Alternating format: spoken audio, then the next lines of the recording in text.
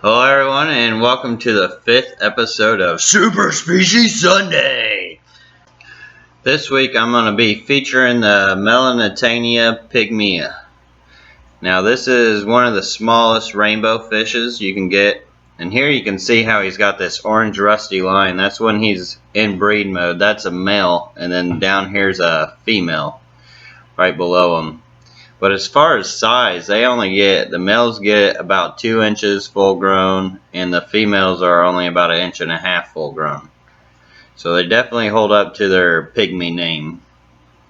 Now these are pretty uncommon. Most people don't even know that these exist. And it's really a neat schooling fish as well. It was recorded to be found in fast flowing streams, and tends to occupy deep pools of bottoms of waterfalls, and most areas were rocky bottoms and lacked vegetation in the water. In this clip, I was trying to show them more in their breed mode. This is when they're actually separated in their own breeding tank. I've got a male to 3 females here. You can see he's all colored up and ready to breed.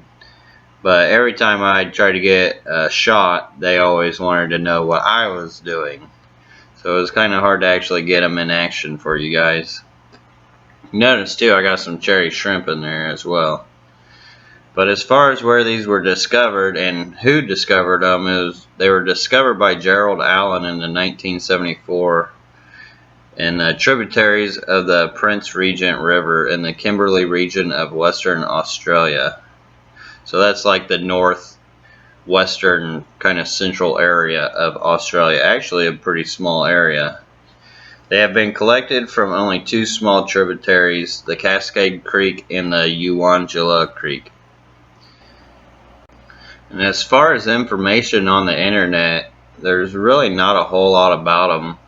They are pretty hardy fish. I currently keep them in hard water. I think Gary Lange, he kept them in soft water, or at least softer water than I do. Here you can see a bigger school of them. These are all juveniles that have been bred out, which these are all F2s, I believe. They're a really neat fish. They've got a lot of color, a lot of personality. They get a real cool looking blue and like white tip on their fins. It's really neat. Especially when the male's in breed mode and it's got that line on its head. As far as temperatures, I've had them in like between 70s and 80s. I haven't got too crazy with them as far as putting them into climates and everything. And as far as foods, they eat pretty much any food rainbows do. Bloodworms, granules. I don't like to feed fish flakes. I've never been a feeder of flakes for fish. But yeah, they are definitely a unique and cool fish. And the really cool thing about them is, since they do stay small, you can keep them in smaller tanks as well.